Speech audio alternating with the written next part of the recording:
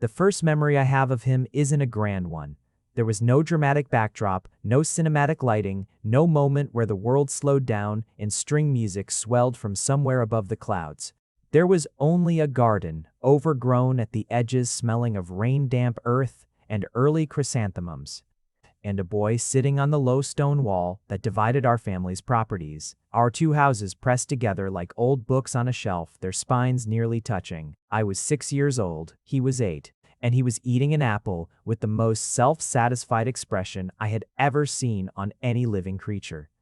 I stood at the kitchen window, watching him for what felt like a very long time. He had brown hair that curled just slightly at the ends where the humidity had gotten to it, and he sat with his knees apart and his elbows resting on them, looking out at nothing in particular with those amber eyes that even then seemed to hold more quiet than a boy his age had any right to.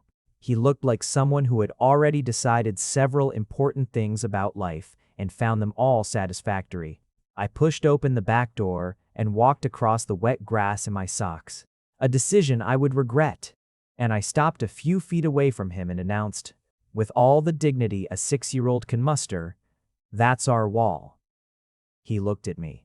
He didn't look startled or embarrassed. He looked, if anything, mildly amused. "It's between our houses," he said, "so it's half mine."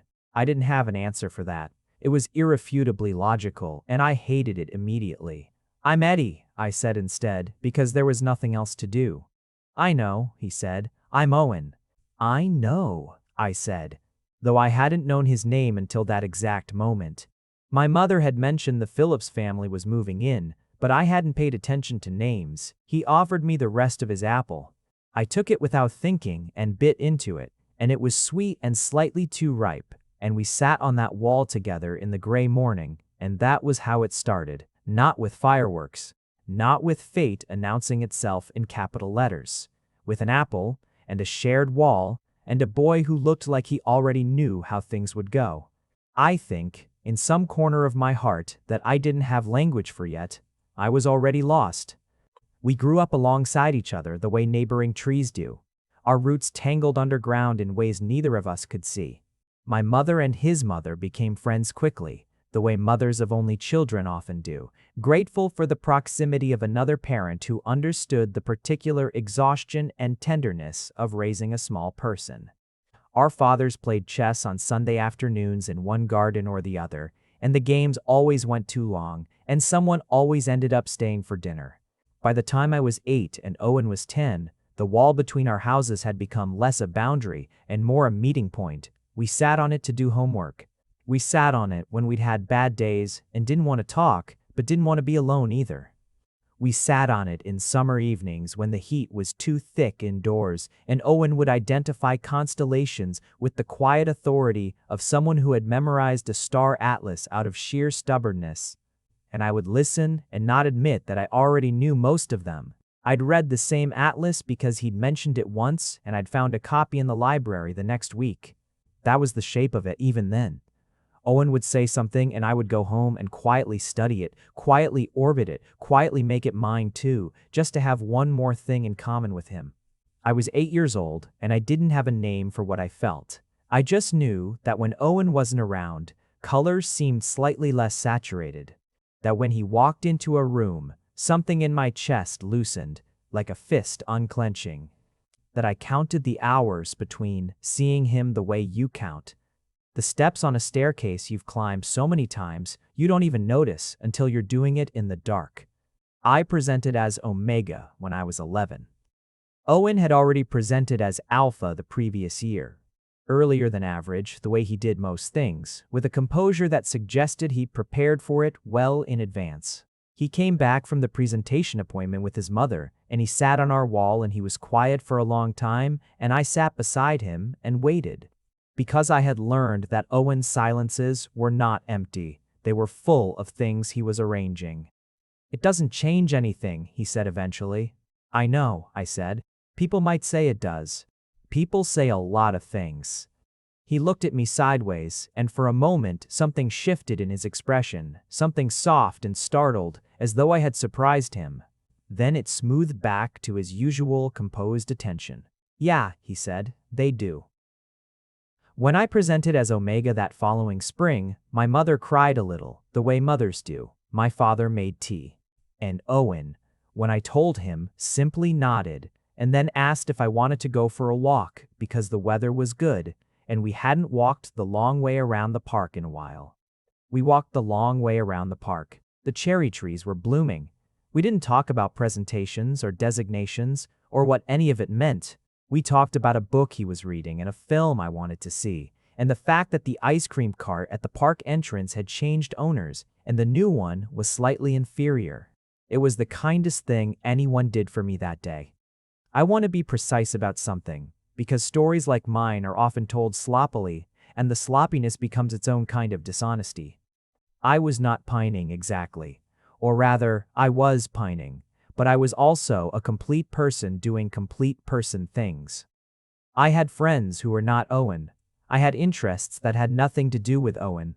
I was, by most accounts, a cheerful and reasonably functional child, and then teenager, curious about the world, decent at school, better at music than I let on, worse at sports than I pretended. But Owen was the fixed point, the star I navigated by, and I knew, somewhere below the level of conscious thought, that this was not ordinary friendship. I just didn't have the courage to look at it directly. He was 2 years older, which at 12 and 14 felt like a continental divide. He started secondary school before me, grew 2 inches taller over one summer, developed opinions about literature that he defended with measured, infuriating precision. Girls from his year sometimes appeared on the wall with him, and I would sit on my side of the garden doing something with great concentration, usually reading, and feel something cold and jagged move through me that I didn't examine. When I was 14 and he was 16, Owen got his first boyfriend. His name was Marcus, and he was tall and confident and good at football. And Owen mentioned him with careful casualness in the way people do when they're feeling something significant and don't want to show it. "We've been talking a lot," Owen said. "We were doing our respective homework on the wall, which we'd outgrown physically but returned to out of habit." "That's nice," I said, and my handwriting went slightly wrong on the word I was writing. "He's coming to the school concert next week." "Oh." Owen looked at me. I kept my eyes on my notebook. "You could come too," he said, "if you wanted. A few of us are going." "I might be busy." I wasn't busy.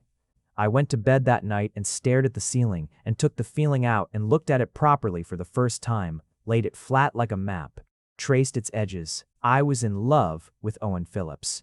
I had probably been in love with Owen Phillips since I was 6 years old, and he offered me half his apple on a shared wall in a rainy garden, and the apple was too ripe. And he had autumn in his eyes, and he said, "It's half mine," with that quiet certainty, and something in me had said yes. Yes, it is. I put the feeling back, folded it carefully, buried it somewhere deep and load-bearing where it could support the rest of the structure without being visible. He dated Marcus for 4 months. Then Marcus graduated and moved to a university across the country, and Owen was quiet for a week, and I made tea without being asked and sat with him on the wall in the cold November evenings. And eventually he started talking again, and I listened. I was very good at listening to Owen.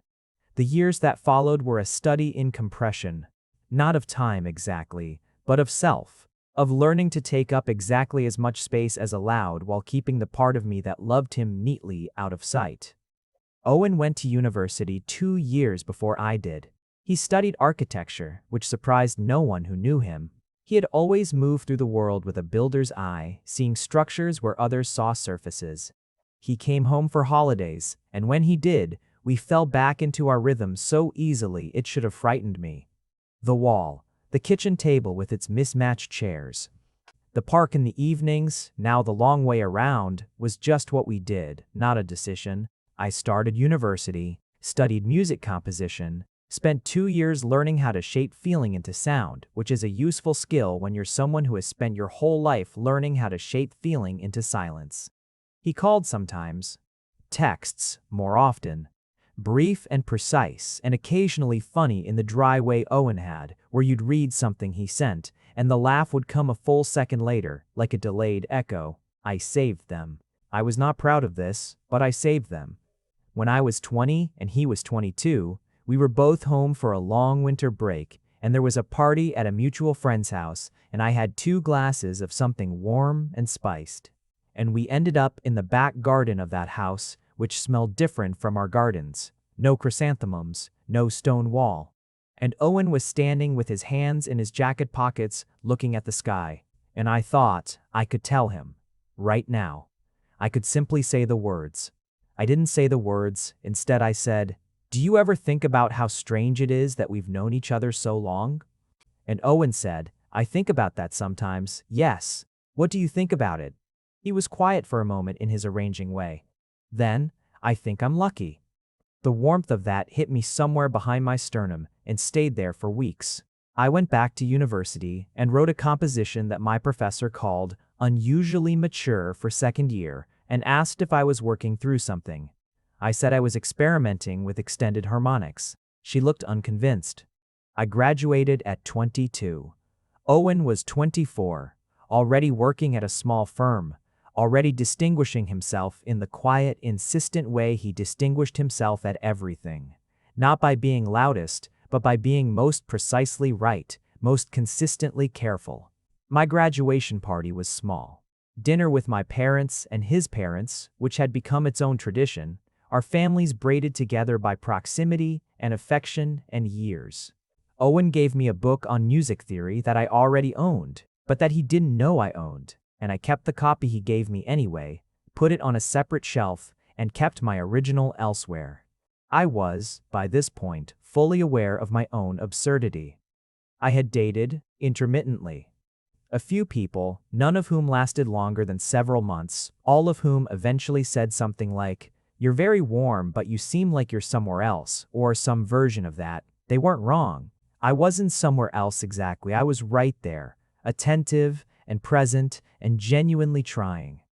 But there was a room in me that was kept, and it was kept for someone specific, and I couldn't change that by wanting to. I moved back home after graduation. The economy was doing something unkind to the music industry, which surprised absolutely everyone who had been paying attention, and the small composers' grants I applied for took time. And in the meantime, there was my old room with its slightly too small bed and the wall in the garden and Owen. Owen, who had also moved back home briefly while waiting for a flat share to open up. Owen, who was 24 and steadier than ever, who had his father's patience and his mother's warmth and something else entirely that was just his own. Owen, who came over for dinner twice that first week and each time stayed too long and nobody minded. Those 3 months, while we were both home, were the closest I had ever been to simply saying it.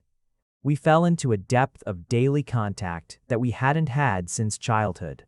Morning coffees through the kitchen window, called across the 2 gardens, evening walks that were never officially planned and always happened.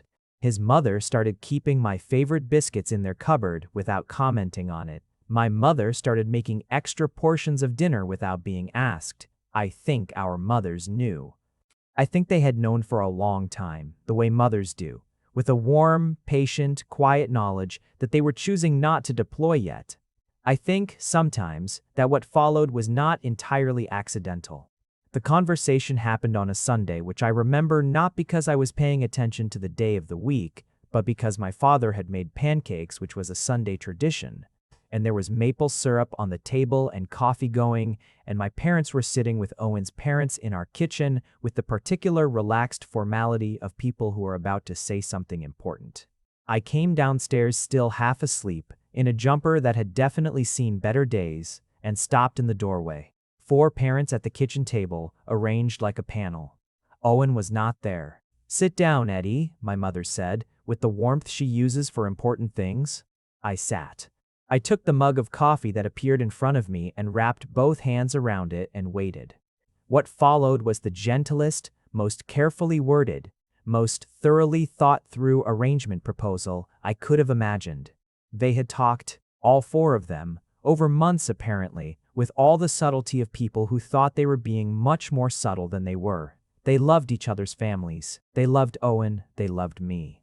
They had watched us grow up alongside each other, watched the particular way we occupied space when we were together. And they thought, with all the hope and caution of people who love their children, that perhaps there was something there worth formalizing.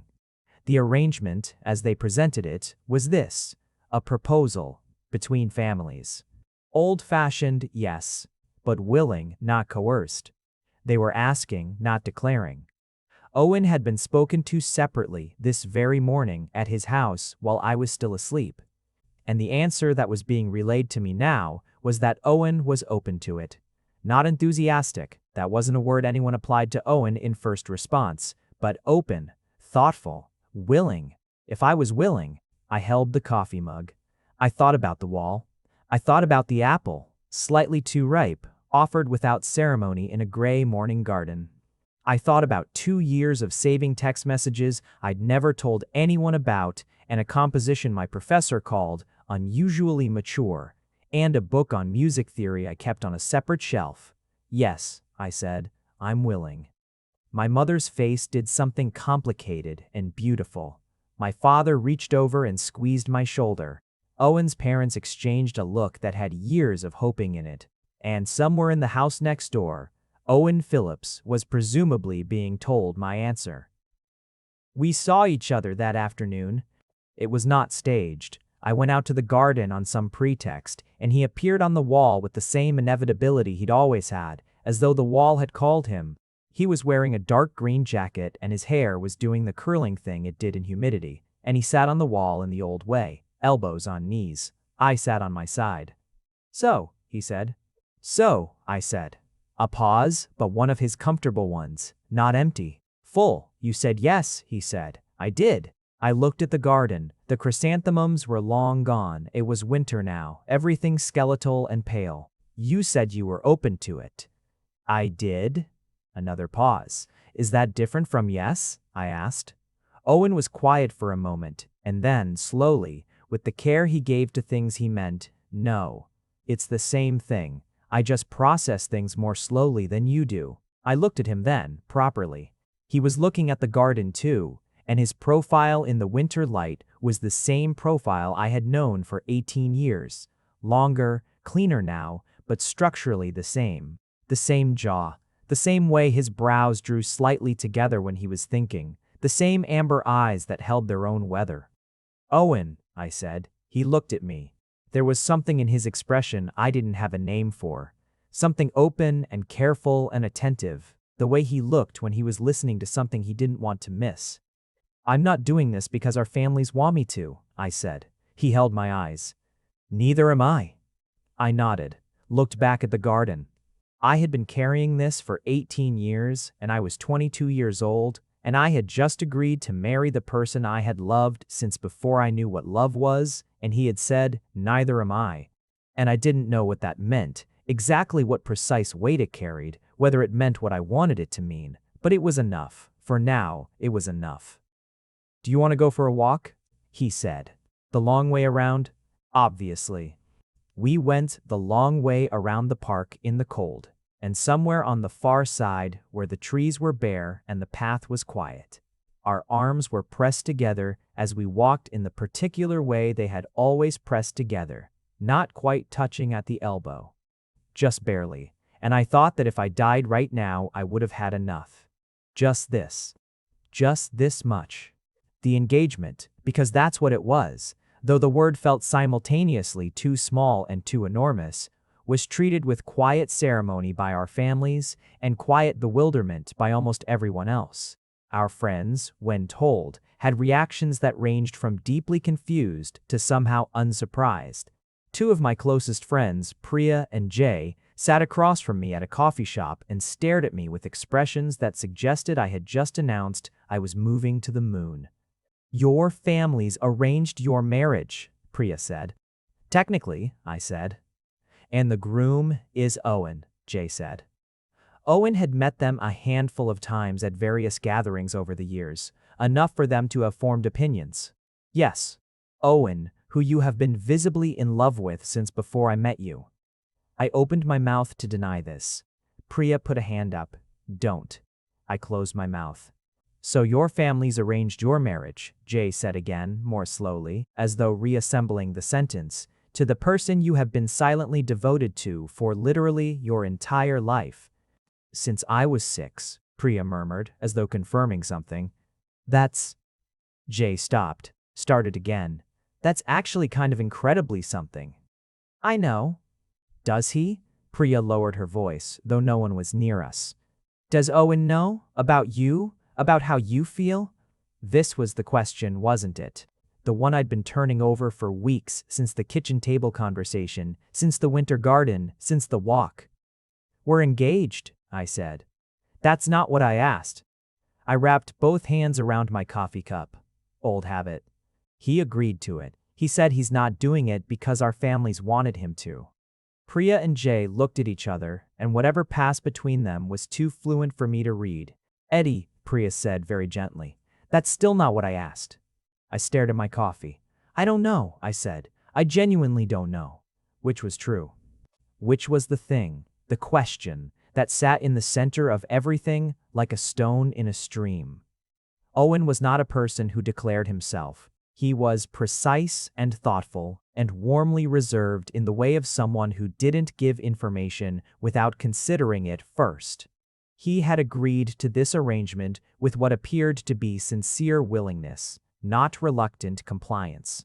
He had said, neither am I. He had walked the long way around the park with me in the cold, and our arms had almost touched the whole way, and he had not moved away. But I didn't know. And knowing mattered, because what I felt was not a small thing that could survive the shape of arrangement without something real beneath it. We spent the following months as engaged people who were also still, somehow, just Eddie and Owen from the adjacent houses. There was an engagement dinner, both families slightly more dressed up than usual, and I wore a dark blue shirt. Owen's mother said brought out my eyes, which was something Owen's mother said when she approved of a choice. Owen wore something gray and fitted and sat across from me at the table and looked at me occasionally with that unreadable, attentive expression. And I talked too much about music in the way I always did when I was nervous, and he listened with the complete quality of his listening. We started spending more time together deliberately, which sounds strange for two people who had always spent time together, but was different. There was intention to it now. He'd come over in the evenings, and we'd watch films, or listen to music, or sit at the kitchen table, and I'd play the piano, and he'd sit nearby with a sketchbook, drawing architectural studies in the way he did when he wanted to be companionably present, without demanding conversation. I loved those evenings more than I could justify. One evening in early spring, about 3 months into the engagement, Owen was sitting with his sketchbook while I worked through a piece I was composing, something slow and tentative that I kept stopping and restarting. He didn't say anything. I stopped completely at one point, frustrated, and he looked up from his sketchbook. What are you trying to do? He asked. There's a feeling, I said, which was more honest than I'd intended, that I'm trying to capture. But I keep reaching for the wrong interval. He set the sketchbook down and came to sit on the piano bench beside me. Not behind, beside. There was barely room, and our shoulders touched. He looked at the keys. What does the feeling start like? He said. Not end, start. Something in my throat tightened. Like something being held carefully, I said. Like being afraid to grip too hard in case you damage it. Owen nodded slowly. And how does it resolve? I don't know yet. He was quiet. Then his left hand reached out and pressed 3 keys, softly. A minor chord that he didn't sustain, let it dissipate.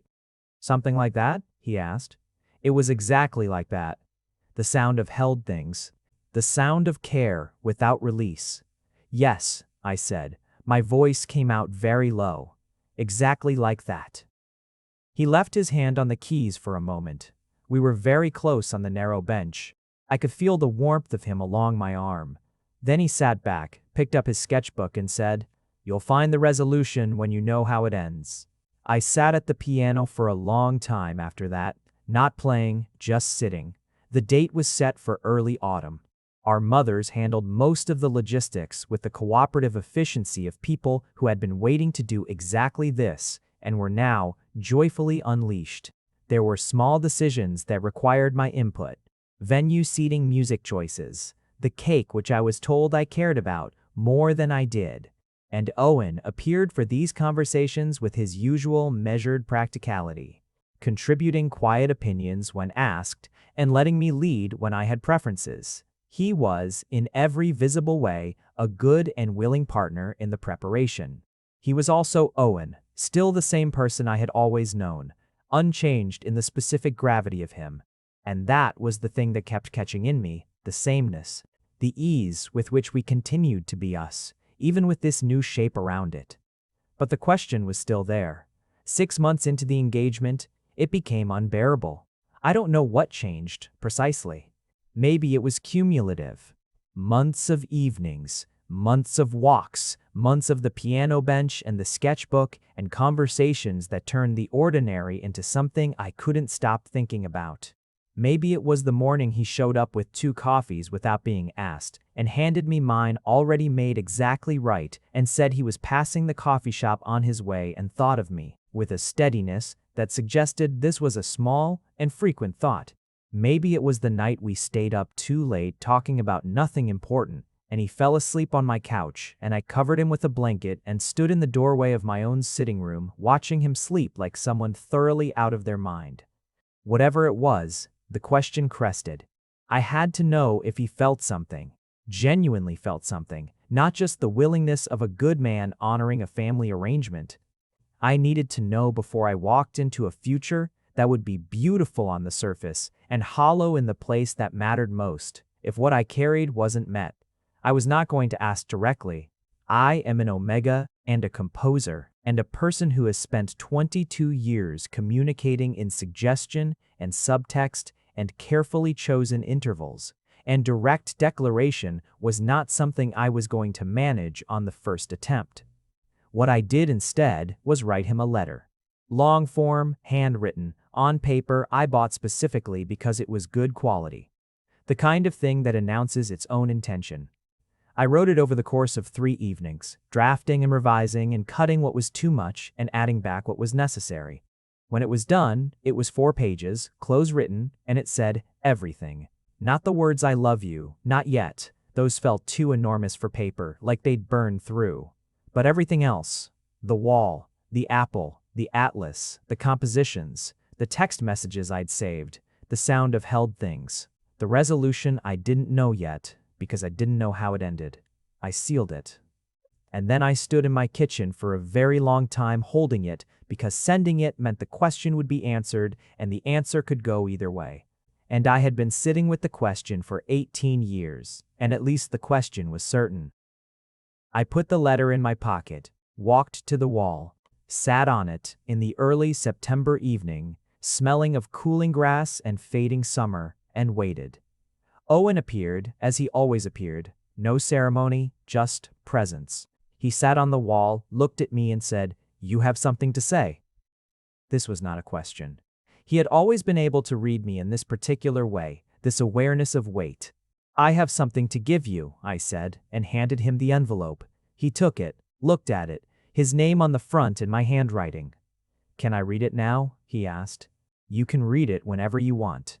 He opened it then, carefully, with the precision he gave to things he intended to treat well. He unfolded the 4 pages, and I watched him read. His expression didn't perform itself.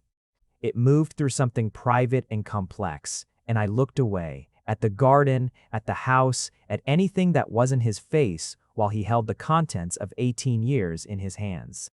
When he finished, he folded it carefully back up, held it in both hands, was quiet for a long time. "Eddie," he said, my name in his voice, that particular voice with its quiet weight. "You don't have to," I started. "Stop." His voice was very gentle, but it stopped me completely. Stop finishing my sentences before I say them. I stopped. He turned to look at me, and there was something in his face I had never seen before. Or perhaps I had seen it for years without knowing how to read it. Something without its usual careful containment. Something open in a way Owen rarely permitted himself to be open. "I told my parents yes," he said, 6 weeks before they had the kitchen table conversation with you. I stared at him. "I had been thinking about it for 2 months before that," he said. "Whether it would be presumptuous to suggest it. Whether you would." He paused. Arrange something. Whether you would want it. Owen, I said, and my voice came out wrong, rougher than intended. I'm not good at saying things before I'm sure, he said. You know this about me. I've always been slow that way. I watch things. I wait. I make sure. He looked at me with those autumn eyes, clear and steady. I've been sure for a long time. How long? He smiled, which was rare and therefore devastating, small and precise, longer than I was willing to admit to myself. He looked at the letter in his hands. You've been more honest than I have. I'm sorry for that. I should have found a way to say this long before now. Something in my chest cracked open like a window. You said it now, I managed. I'm saying it now. His voice steady, certain, characteristic.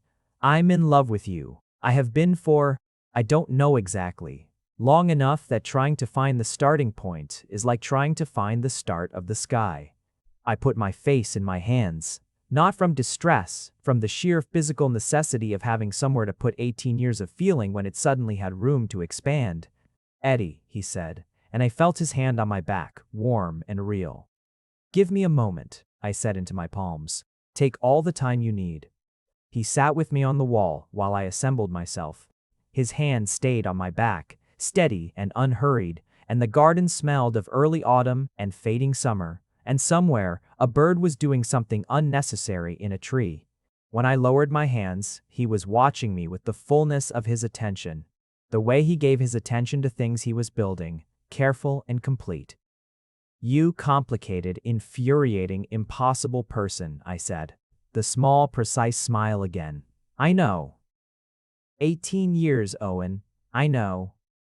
I know. You watched me fall apart about Marcus when I was 14. I didn't know then, he said quietly. Not clearly. I knew something. I didn't know what it was yet. When did you know? He thought about it seriously, the way he always thought about things seriously. You came home from university that first summer. You were 19. We walked the long way around the park, and you were talking about a piece you were composing, and you said, he paused. And I saw him find the memory precisely. You said music is just feeling that learned a shape. And I looked at you, and I thought, that is the thing I've been trying to name. I stared at him. You were 19, he said.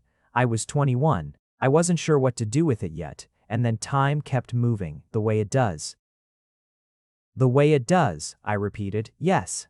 We sat on the wall in the early autumn evening, and the light was going gold around the edges of everything, and I thought, 6 years old, half my apple, it's half mine, yes it is, yes. Owen, I said, yes, I'm going to say something out loud. All right. I love you. The words landed in the space between us, clear and simple, and for a moment they hung there. Then Owen Phillips put his hand against my face, careful and certain, and said, I love you, Eddie. I have for a long time. And the way he said it, the weight and precision and complete authenticity of it, was the resolution. The interval I had been reaching for. The chord that made the melody make sense. The weeks between that evening on the wall and the wedding were the strangest weeks of my life. Not strange badly. Strange in the way of standing in a room you've been outside of for years, looking at the familiar walls from the inside, realizing they look completely different from here. Everything between us was the same.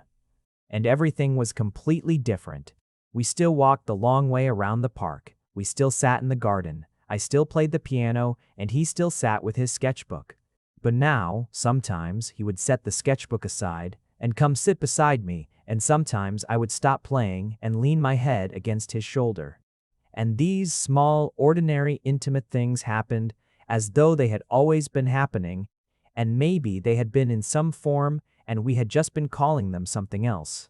He held my hand on the walk to the coffee shop one morning, straightforwardly, without announcement. Just took it as we stepped off the curb, and kept it, and we walked the 3 blocks to the coffee shop with our hands together in the ordinary autumn air.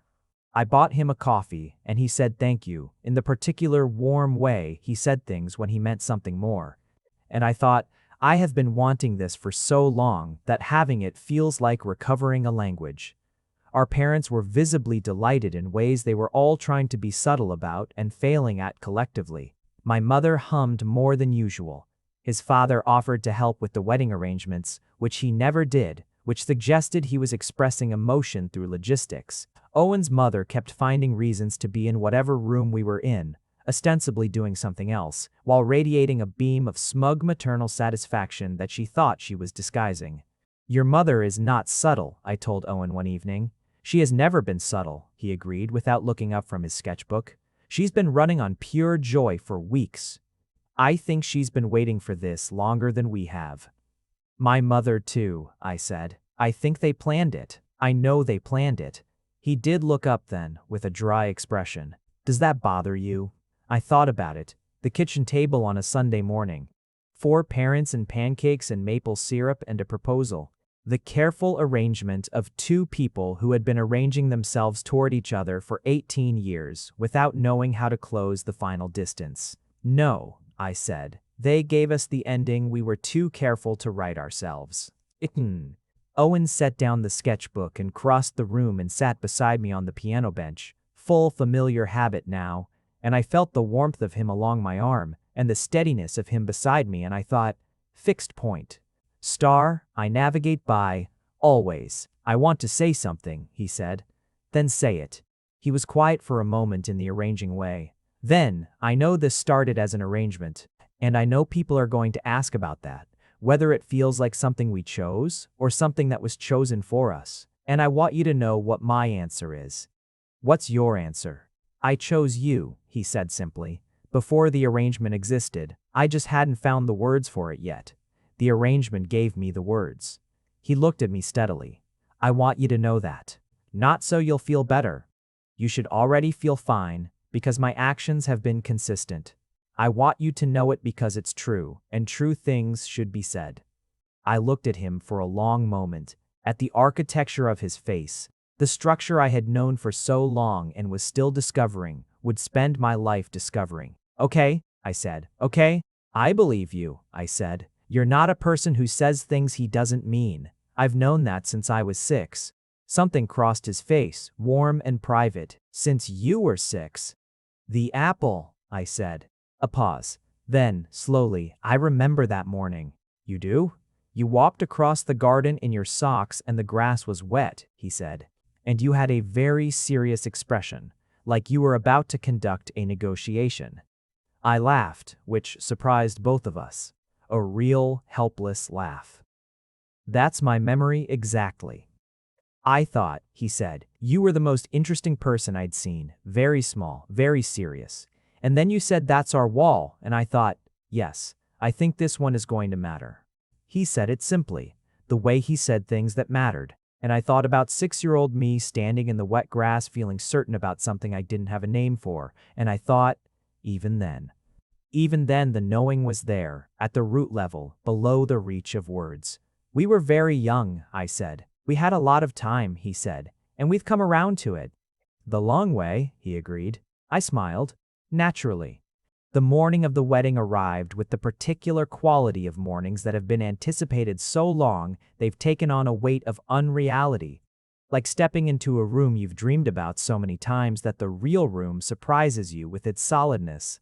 My mother came in at 7 with tea and the gentle, formidable energy she reserves for important occasions. Priya arrived 40 minutes later, having appointed herself my day of support person with a decisiveness no one had questioned.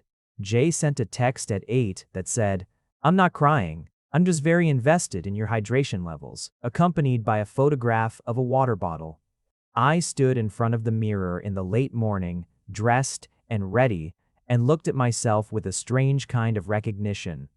The same face, the same person I had always been, minus the particular compression, the held-in, carefully contained quality that had been such an unexamined part of my posture for so long. "You look extraordinary," Priya said from behind me in the mirror. "I feel nervous," I said. "Of course you do." She put her hands on my shoulders. "You're about to marry the man you've been in love with since before I knew you. Nervous is correct. Nervous is appropriate. Nervous is extremely understandable." "What if I cry?" "You're absolutely going to cry." Owen is probably going to cry, which will be unprecedented and therefore very beautiful. Owen doesn't cry in public. Owen is marrying you, Priya said. I think today might be exceptional. The venue was small. We had both wanted small, had agreed on that immediately, one of the first and easiest agreements. Close family, close friends, a garden in autumn, because the symbolism felt right and neither of us was willing to examine that too closely. I walked in, escorted by my father, whose grip on my arm was steady and whose eyes were doing something complicated that he was managing. And the garden was full of the gentle noise of people who loved us. And the early autumn light was exactly the gold I remembered from the evening on the wall, and I looked up and there was Owen. Owen, at the end of the aisle, standing with the composed stillness he always had, in something dark and well-fitted, because that was who he was.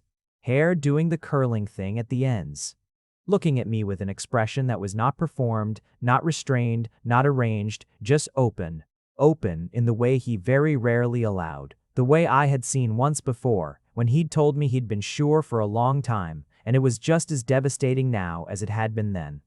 Priya had been right. He was going to cry. I could see it from here. The brightness in those amber eyes, the slight working of his jaw where he was managing himself. Managing and not quite succeeding, because when I reached him and we stood facing each other, the brightness was unmistakable. "Hi," he said, very quietly. "Hi," I said. "You look—" He paused.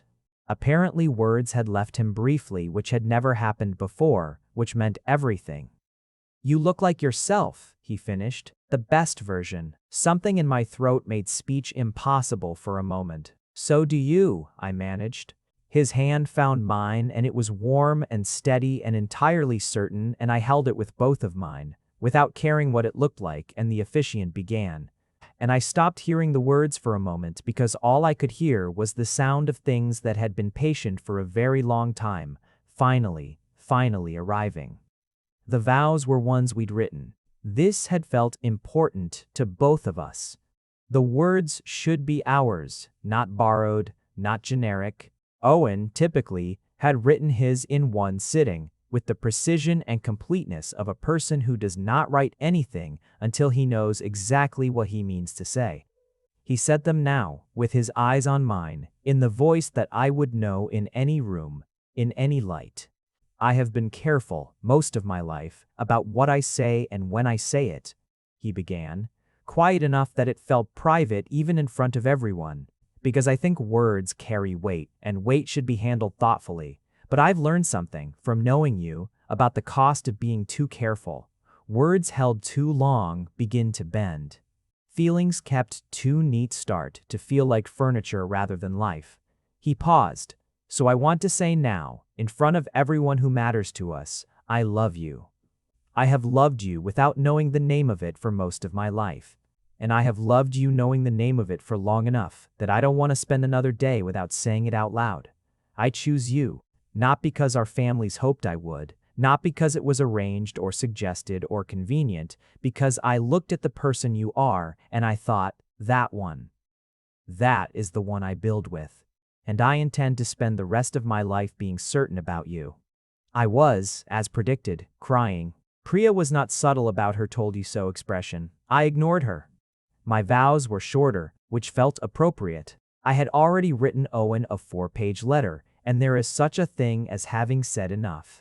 But I held his hands and looked at him and said the things that were true, that I had loved him since, before I knew what loving was, that he had been my fixed point, my navigation, the tone the rest of my music was tuned to, that I had carried the feeling of him like a held cord, suspended, waiting for resolution.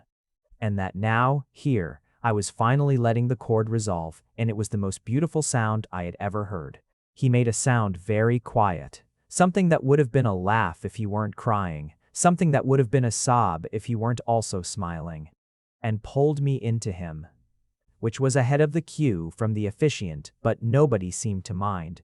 He smelled of something familiar that was just his, cedar and cotton, and the particular warmth of Owen, which I had been cataloging unconsciously for 18 years, and which I now recognized as home. "You weren't supposed to hug me yet," I said into his shoulder. "I know," he said. "I'll do better next time." I laughed, and he laughed, and the garden full of people who loved us laughed, and then we kissed, properly, when the officiant cleared his throat, pointedly. And that was the cleanest, simplest, most correct thing I had ever done. The reception was a long and warm and slightly chaotic afternoon that I remember in pieces, the way you remember any day that is too full of feeling to hold all at once. Jay crying and refusing to admit it. Owen's father giving a speech that started dry and precise and ended with something about watching his son become a person he was proud of, delivered with so much suppressed emotion that there was not a dry eye in the vicinity, including his. My mother taking more photographs than any single occasion required. Priya dancing with a commitment that suggested she had been waiting for a good reason. And Owen, through all of it, with his hand finding mine, or his shoulder finding my shoulder, or simply being nearby in the particular way that was not crowding and not distance, but something exactly right. As though he had calculated the correct proximity and held it with characteristic precision. At one point in the late afternoon, we slipped away from the reception for a few minutes, not disappeared, just stepped aside into a quieter corner of the garden and stood together in the gold light that was going amber now, the way autumn gold does as it fades. And he looked at me for a moment without saying anything. "What?" I said. "Nothing," he said. "I'm just looking." "You look at things when you're trying to remember them." Yes, I understood then. He was memorizing this. The way he memorized buildings, the careful, loving attention of someone who intends to understand a thing deeply. "I'm not going anywhere," I said. "I know." He looked at me quietly. "I just want to remember how this looked. The first day." Something moved through me at those words. The first day. As though all the days before had been preparation, and here we were at the beginning. "We've been building to this day for 18 years, I said. "The best buildings take time," he said, which was so quintessentially Owen that I felt fondness for him move through me like a weather system. "That was extremely on brand for you." "I know." I took his hand. Turned to look at the garden with him. The gold light, the chrysanthemums his mother had insisted on planting along our family's old wall, now here in this new garden, brought along as living continuity. "Owen," I said. "Yes. Are you happy?" A pause. The arranging pause. But shorter than usual, as though the answer was close to the surface, not requiring much retrieval. "Yes," he said, genuinely, without qualification or caveat. He squeezed my hand. "Are you?" "I've been happy since you told me you'd been sure for a long time," I said. "I've been getting progressively happier since then. I may reach dangerous levels by evening." The small, precise smile. Still devastating. "I'll take that risk." A flat we moved into was Owen's, technically. He'd had it for 2 years, while I'd been home or in a temporary place, but it became ours in the span of about 3 weeks, which is how long it took for my books to migrate to his shelves, my piano to be craned through the window with tremendous difficulty, and some architectural problem-solving from Owen and my specific tea brands to colonize his kitchen cupboard. Owen made room for all of it, with what appeared to be genuine pleasure. He rearranged his architecture books to make space for my music theory collection, and the result, the 2 shelves pressed together, his orderly and organized, mine slightly chaotic, looked like our adjacent gardens must have looked from above. Like 2 different systems that somehow made sense in proximity. He had a desk at the window for his architectural drawings. I set up a small working space near the piano. We developed the natural rhythms of people who have always had adjacent lives and are now simply sharing the same walls. The morning coffee routine, the comfortable silence of people working in the same room, the mutual understanding that when he pulled out his sketchbook, he wanted companionable presence rather than conversation. And when I sat at the piano late at night, I was working through something and should not be interrupted unless I stopped. It was easy. That was the thing that still surprised me, how easy it was. Not without friction, because we were 2 distinct people with distinct habits and preferences, and Owen was neater than me in ways that occasionally created mild domestic tension, and I played piano at hours he found inconvenient. And he had opinions about where things should be stored that I found sometimes reasonable and sometimes excessive. But the friction was ordinary. The friction was just life, the texture of two people sharing space. Beneath it was the ease, the knownness, the particular comfort of someone who had been familiar to you before they were intimate. About 2 months after the wedding, I finished the composition, the one that had been building since before I could name it. The one about held things, about care without release, about suspended chords waiting for resolution. I'd been working on it in pieces for years, without realizing that was what I was doing. Now I sat at the piano in the flat on a Tuesday evening. A completely ordinary Tuesday, which is when important things often happen, and played through the full piece for the first time from beginning to end. And it resolved. The resolution was a major chord, which surprised me. I had expected it to stay minor, to remain contained in the feeling of longing. But the piece moved, over its full length, from the suspended opening to something that opened into light, and the final chord was warm and round and entirely without apology. Owen was at his desk when I played it. He didn't turn around immediately.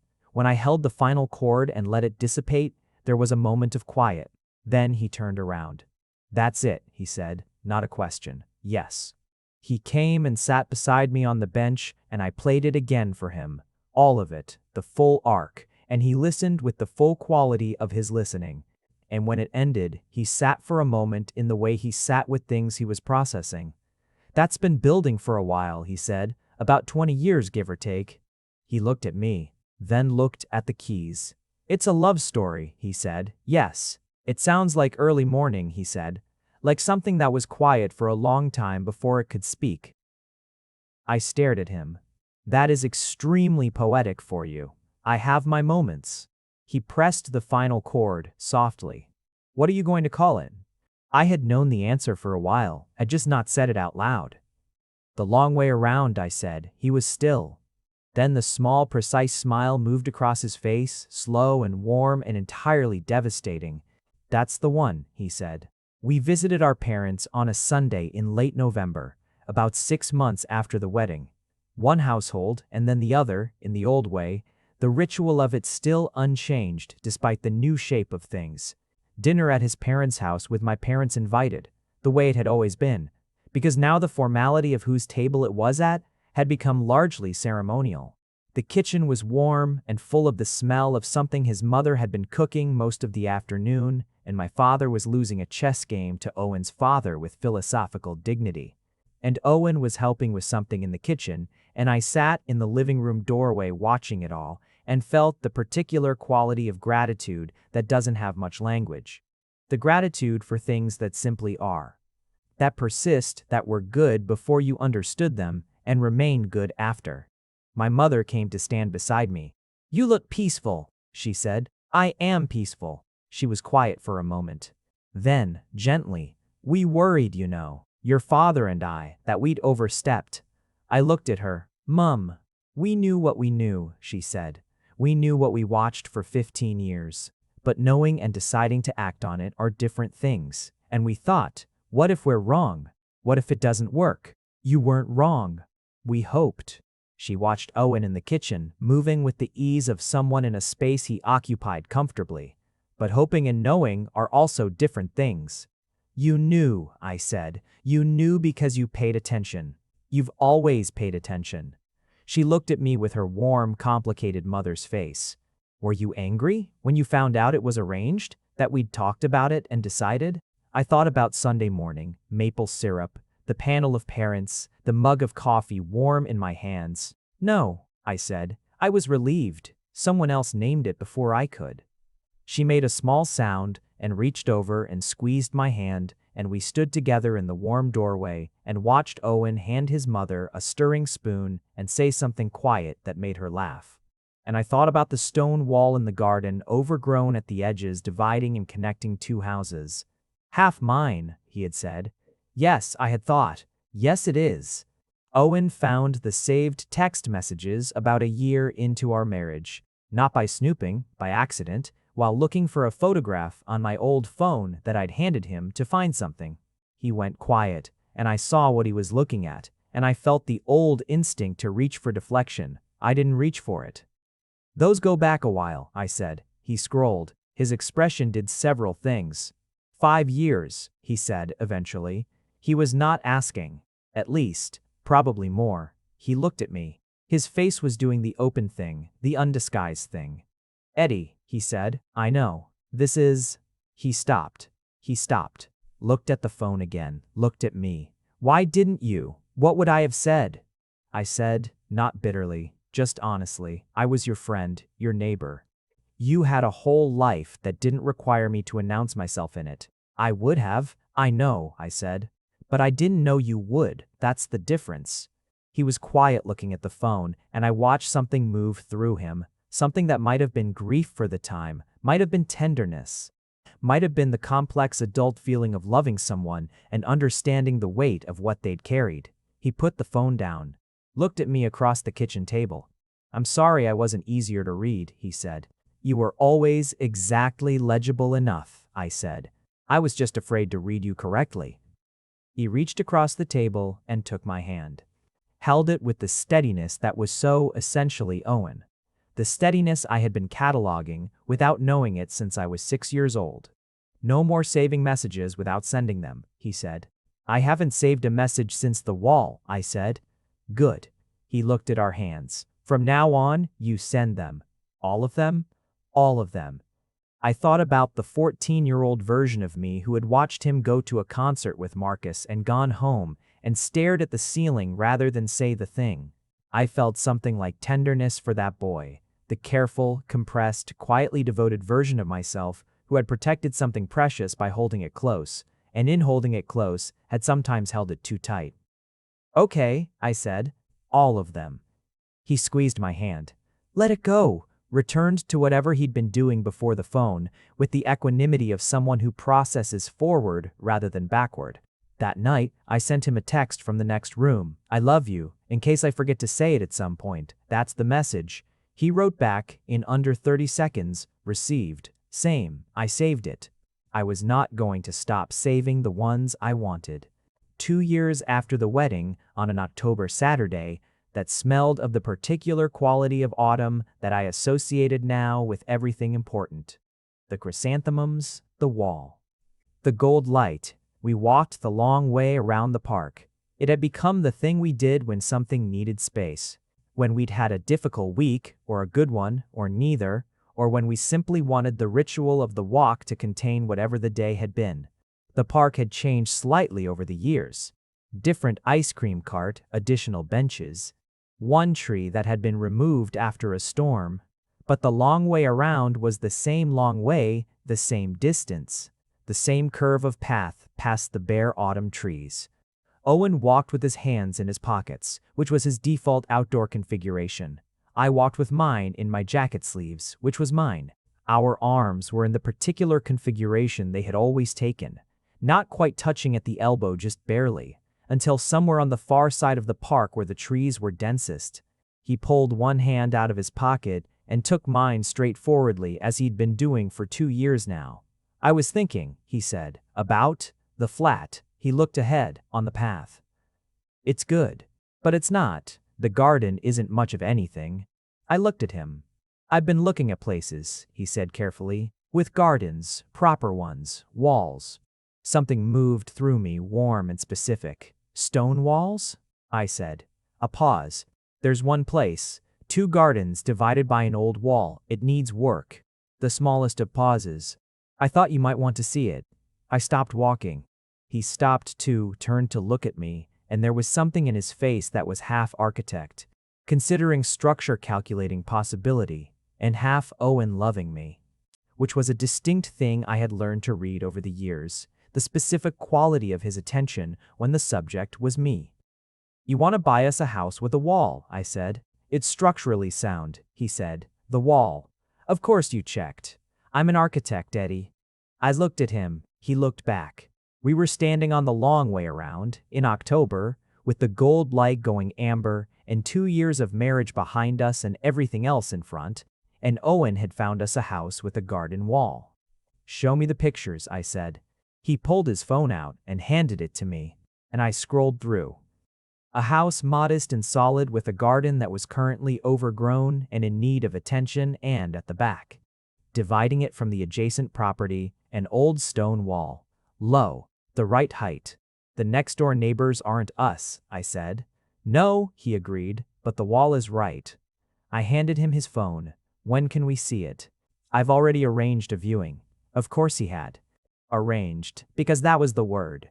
Owen, who arranged things thoughtfully, who didn't speak until he knew what he meant to say, who had arranged a viewing before mentioning it because he needed to know he was sure.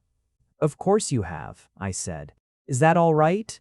Owen, I said, you arranged our entire marriage from both ends before either of us said a word out loud. A house viewing is fine. He made a sound that was not quite a laugh and took my hand again, and we walked on. The long way around, the way we had always gone, the only way we knew how. We bought the house. The garden took 2 summers to properly sort out.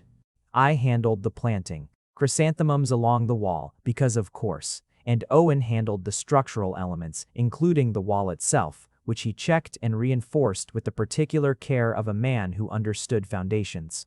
He spent one entire Saturday on the wall assessing it, hands in the mortar, and I brought him coffee and sat on a low chair in the garden watching him work. And he looked up once and caught me looking and said with no ceremony, "What?" "Nothing," I said. "I like watching you work." He looked at me for a moment with that open expression, the undisguised one. "You can help," he said. "I'll destroy your mortar ratios. And keep watching." I kept watching. The afternoon light was going gold around the edges. We had dinner in the garden that evening for the first time, the wall solid behind us, the chrysanthemums in their first real bloom, small and fierce and persistent, the way chrysanthemums are. Owen made something simple and good, and we ate at the table we'd moved outside. And the sky went through all its stages, blue to amber to the first pale gray of dusk, and I sat across from him and thought about the inventory of years. 6 years old, the apple, the wall, the gray morning garden. 8, the constellation atlas, his and then mine. 11, the presentation, the walk, the cherry trees. 14, Marcus, the concert, the ceiling. 19, music is just feeling that learned a shape. 22, the kitchen table, the letter, the wall, the long way around. And now, dinner in a garden at the end of a day that had been ordinary and extraordinary in the way all days were now, with the man who had been my fixed point before I had a name for it, who had said, "It's half mine," and then made it entirely true in every way that mattered. "Owen," I said. He looked up from his plate, the amber of his eyes in the amber of the evening. "I'm glad they arranged it," I said. A pause. A small, precise, devastating smile. "So am I," he said, "for the record." "I know. Do you?" "I know everything about you," I said. "I've been paying attention since I was 6. He looked at me. The full quality of his attention, the way he looked at things he was building, and said, "So have I, Eddie, so have I." The chrysanthemums moved in the evening air. Somewhere in the trees, a bird did something entirely unnecessary. The wall at the back of the garden stood solid and low, doing what walls between adjacent things do, dividing and connecting, holding the boundary that made the meeting possible. I looked at Owen Phillips across the dinner table in the garden of our house, and I thought, fixed point, first memory, half mine, all mine. On quiet mornings, when the light is doing the thing it does in early autumn, gold and tentative, not yet committed to the day, I come out to the garden before Owen is awake and I sit near the wall, not on it. The wall here is too rough for sitting, but near it. I bring my coffee and I watch the chrysanthemums and I listen to whatever birds are doing their thing in the trees, and I think about the long shape of things, how love doesn't arrive in a moment usually, but accumulates. How a feeling can live in you for years, quiet and structural, supporting the rest of the edifice without being visible until someone finally points to the wall and says, "Look at that." That's been holding it up the whole time. I think about the wall in our childhood garden, the one we sat on. The one he sat on eating his apple with his elbows on his knees and autumn in his eyes. And I think about how walls work. The mortar and the stone. The slow accumulation of material, course by course, until something solid exists where there was only air. Owen says that the best structures are the ones designed to last without demanding attention. That good architecture is quiet. It does its work without insisting on being noticed, without requiring applause.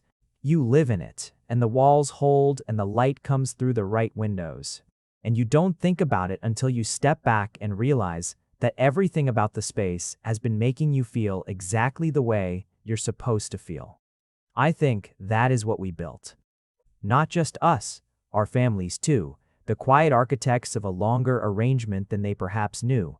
All those Sunday dinners and chess games and extra dinner portions, and the particular way 4 parents looked at each other on a Sunday morning with maple syrup on the table, certain of something.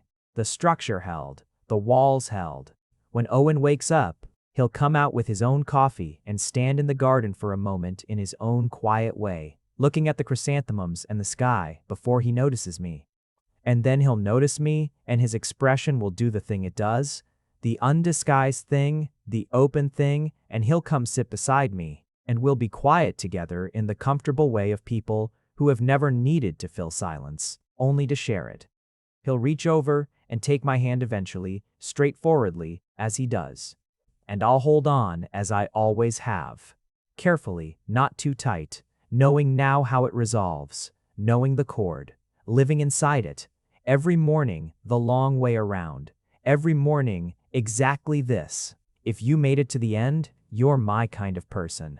Leave a subscribe, comment down your favorite part of the story, and if you want early access to videos, exclusive content, or just want to support the channel, make sure to join our Patreon. Link is in the description. Even one member genuinely means the world to me. See you in the next one.